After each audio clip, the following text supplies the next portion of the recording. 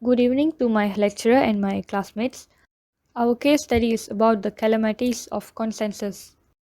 First of all, we would like to introduce ourselves. Myself, Divya, and my members are Siti Amina, Abarajita, Noor Shahira, and Amira Natasha. Before we start explaining about our case study, what is consensus? Consensus is a method of decision making that aims to gain the support of the entire group for the decision at issue. There are a variety of consensus decision making models. New groups continue to construct customized versions to satisfy their specific requirements. Both the process framework and the decision rules differ between the models in the degree of agreement necessary to finalize a decision. Differences in process are rarely controversial.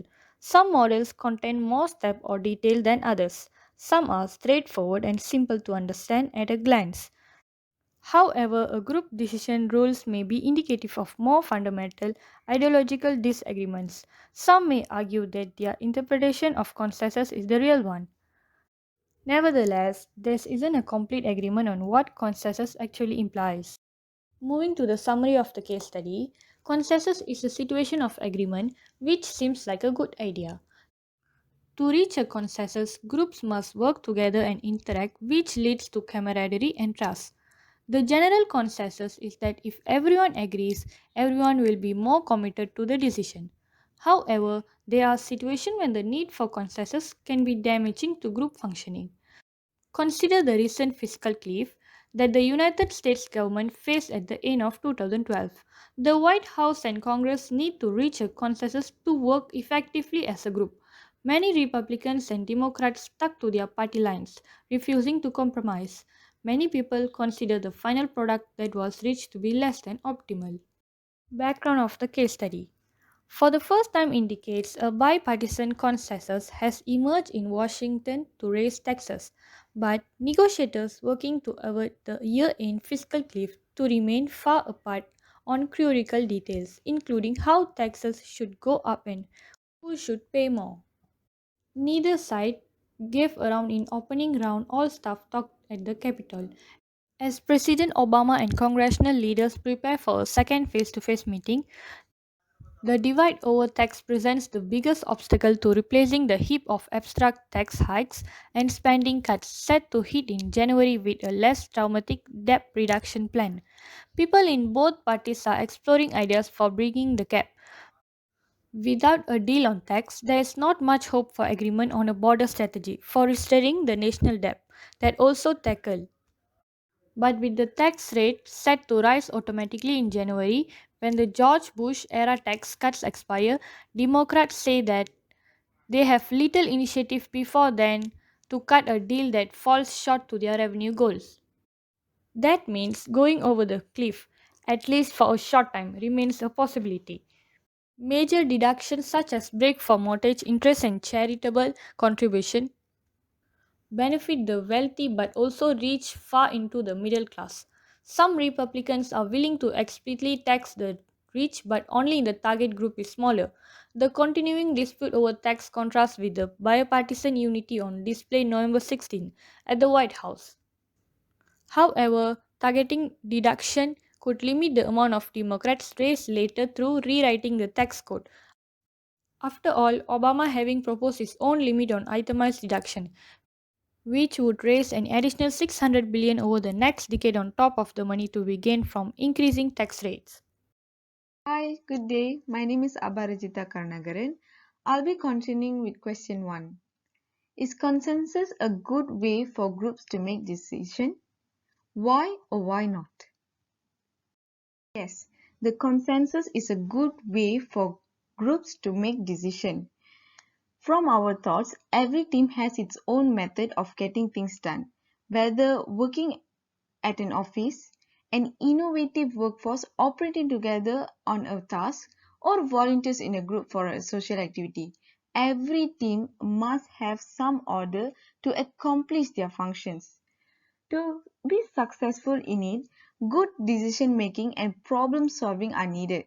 Consensus aim for shared power based on cooperation, equality, freedom, respect, and dissembles any hierarchical decision making. A team should utilize consensus to make decisions are, firstly, the ability of group members to share power. Decisions that affect a team can be controlled by joint decision making. Individuals perform jointly to satisfy everyone's need with respectful discussion and equality. Suppose a hierarchy exists within a team, and some individuals control others. In that circumstances, consensus decision making cracks down the barriers and signifies to all employees that their input is equally valid. From my viewpoint, it means retaining as much authority over judgment that concern every group members without including unnecessary dominance over anyone. Besides that, it helps to build a good relationship among the team. Consensus indicates working with each other instead of going against each other. In return, team members understand, create an honest and respectful relationship as a foundation for a genuine community. Moving forward, consensus helps organizations to make better decisions. Consensus looks for winning-winning solutions that are effective and satisfactory to all. It is neither compromised nor agreed upon by incorporating everyone's best idea and key concern. This contributes to a method that often results in innovative and unexpected solutions because teams will choose solutions from a wide range of thoughts, statements, and opinions. Finally, work teams are better involved and committed to implementation when creating goals, tasks, or action plans. Constructing consensus generally requires a common purpose, understanding consensus, and being a skilled facilitator. The goal is to develop a knowledge of the issue and then transmit the perspective of all involved. They use a trained facilitator to plan the approach and conduct discussions to decide. I will continue this presentation with the next question. First of all, my name is Prashahira. For question 2 is, uh, can you think of a time where a group of which you were a part relied on consensus? How do you think the decision turned out? So my answer is yes. Uh, the time that I used consensus was when I doing a group assignment. In this case, I can see how the issue may appear simple, such as what we want to do in the task, but the discussion quite becomes complicated as people bring different perspectives, add information, and ideas to the table. My group mates then investigate all of the various options, desires, and needs. In this middle part of the discussion, I can feel quite messy because it can be hard to see the way forward when everyone is grappling with a lot of ideas and different people's needs. I may think I am coming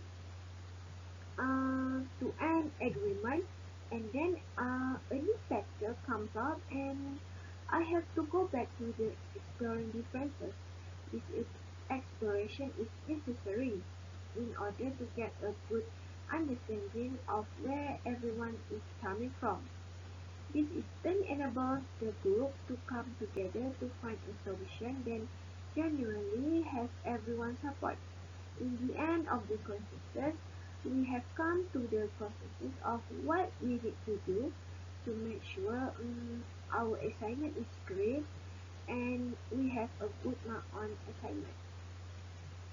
In fact, the second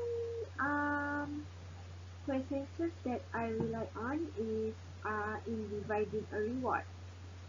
I have adopted consensus to solve the problem of dividing a reward for our team winning first place in a choir competition. In this competition, each team had to share the reward among the members, and my group had already begun distributing the reward. Then I advised them to let the members share the reward themselves to avoid happiness, but my group members declined it.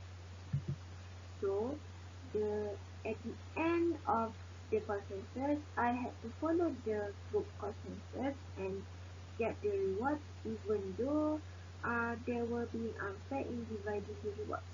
That's all for me, so I will pass to the next presenter. Hi, good evening. My name is Amira Natasha Baitouzaini. I will continue with the question number 3. The question is, Martin Luther King Jr. once proclaimed, a genuine leader is not a seeker of consensus, but a modeler of consensus. What do you think he meant by that statement? Do you agree with it? Why or why not? Before that, I will explain who is Martin Luther King Jr. Martin Luther King Jr. was born on 15 January 1929 at Atlanta, Georgia, United States, and he died on April 4, 1968. From the mid-1950s, he led the civil rights struggle in the United States as a Baptist minister and social activist. His leadership was critical to the movement's success in ending legal segregation of African Americans in the South and other parts of the United States. King gained to national prominence as the leader of the Southern Christian Leadership Conference, which advocated for the Nobel Peace Prize. The answer for this question is the need of teamwork and compromise in addition to the powerful skills of persuasion and communication that a leader must possess. Ward defines leadership as the skills of persuading a group of individuals to act toward a shared objective. Leaders frequently assist themselves and others in demonstrating that things are correct. And an effective leader, according to the concept of transformational leadership, is someone who creates, inspires, and controls the head coach. Martin indicates by that phrase that their true leader is the one who looks out for his group and not only represents them, but also works with them to solve difficulties and see the team flourish. There are no right or incorrect answers. Instead, get everyone's permission to gather all inputs and figure out how to get everyone to agree on a final choice. That's all from me. I will pass to the next presenter. Hi, Assalamualaikum. My name is Sita Minawati Muhammad Som. My metric number is 20200209656. I will continue on question 3, which is, do you agree with it? Why or why not? The answer is I do agree with this statement. People like leader who exemplify consensus. The team will be more loyal to this type of leader because the leader are better at managing problem and preventing team strife. They are more effective. In addition, it allows you to stay on course and avoid wasting time seeking consensus and waiting for the others to take the initiative. Next is conclusion. Teamwork and team building can rejuvenate a department and motivate a person to take risks and try new things in today's environment of strong individualism and personality. If we have dedicated skill and accountability, teamwork can yield result of performance, collective success, and personal improvement. Team building can be fun, easy, exhilarating, and rewarding. When working in a company, teamwork is very useful. It is recommended that to you to implement the recommendation mentioned above in action to manage your business efficiently. That's all from us. Thank you.